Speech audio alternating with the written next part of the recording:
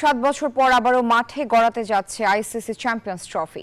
Hybrid মডেলে পাকিস্তানের 3টি ভেন্যু রাওয়ালপিন্ডি, লাহোর ও করাচি ছাড়াও খেলা হবে সংযুক্ত আরব আমিরাতের দুবাইয়ে।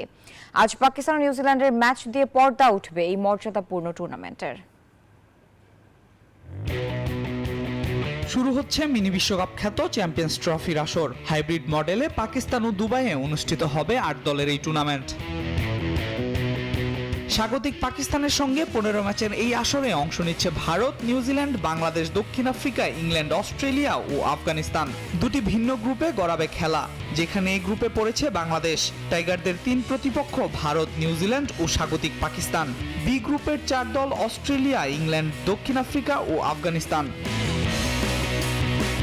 1998 সালে আইসিসি নকআউট ট্রফি নামে এই টুর্নামেন্ট শুরু হয়। আয়োজক ছিল বাংলাদেশ। 9 দলের লড়াইয়ে সেবার চ্যাম্পিয়ন হয় দক্ষিণ আফ্রিকা।